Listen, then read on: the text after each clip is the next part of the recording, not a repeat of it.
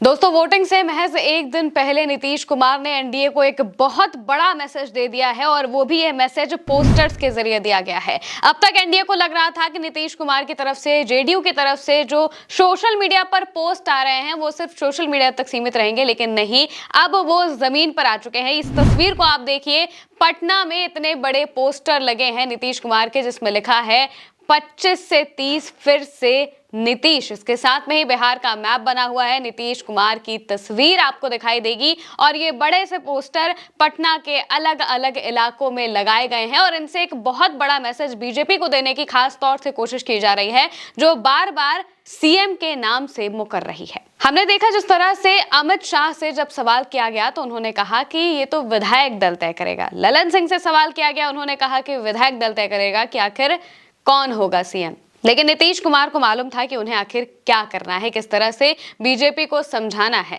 और अब तक पूरे चुनाव में जो जो प्रचार हुए हो, चाहे वो पहले चरण के चुनाव के प्रचार हो, चाहे वो दूसरे चरण के चुनाव के प्रचार हो,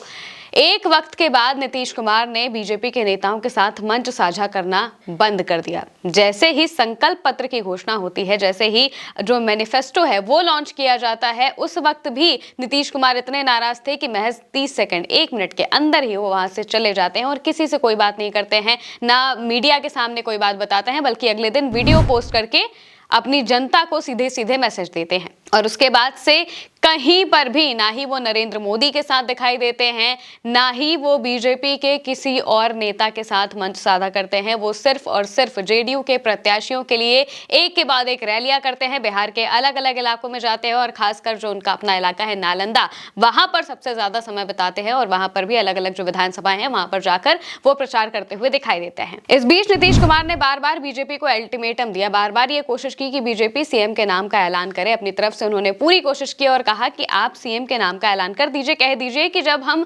शपथ लेंगे तो सीएम नीतीश कुमार होंगे, या फिर नीतीश कुमार के नेतृत्व में हम चुनाव लड़ रहे हैं और इसके बाद भी वही आएंगे बिहार में, तो आप उस चीज के लिए तैयार रहिए। जो भी कहना होता है वो सब कहिए। लेकिन एनडीए के किसी भी बड़े नेता ने ये बात नहीं कही। नरेंद्र मोदी ने इतनी रैलियां की बिहार में, हालांकि वो आखिरी दिन के यानी कि चुनाव प्रचार के दिन पर रैली नहीं करते हैं, बल्कि उसके 30 घंटे पहले से ही बिहार में से चले जाते हैं, बेतिया में रैली करके, आखिरी रैली करके चले जाते हैं और कहते हैं कि मैं अब एनडीए के शपथ ग्रहण में वापस आऊंगा। उस वक्त भी वो नीतीश कुमार का नाम नहीं लेते हैं और इसी बात से नीतीश कुमार सबसे ज्यादा खफा, सबसे ज्यादा नाराज होते हैं कि आखिर तक जाते जाते भी नरेंद्र मोदी ये बात क्यों नहीं कहते हैं, जबकि बीजेपी के पास अपना कोई बड़ा नेता है नहीं सीएम पोस्ट के लिए, तो आखिर वो ये बात कह सकते थे, लेकिन ये बात वो नहीं कहते हैं। और फिर चुनाव प्रचार के अगले दिन हम ये तस्वीर देखते हैं जो कि पटना से सामने आती है, जहां पर नीतीश कुमार के बड़े बड़े पोस्टर्स अलग अलग जगहों पर लगाए गए हैं और इसके अलावा भी जो उनकी जेडीयू के जो सोशल मीडिया हैंडल हैं, चाहे वो एक्स का हैंडल हो, चाहे वो फेसबुक हो, चाहे वो इंस्टाग्राम हो, हर जगह पर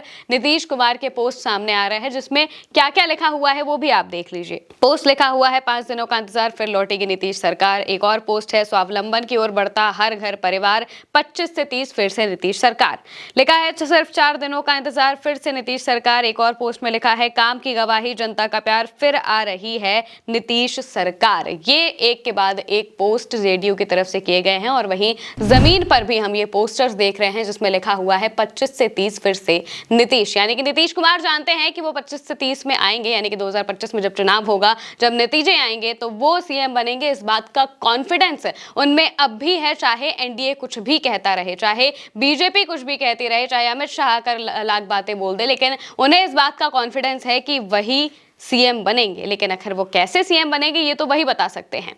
हालांकि जिस तरह से नीतीश कुमार ने इस पूरे चुनाव को हैंडल किया है, उनकी कई बार तारीफ भी की जा रही है कि इतनी बातें सुनने के बावजूद, या फिर अगर कहा जाए कि उनके खिलाफ जो नैरेटिव क्रिएट किया जा रहा था उसे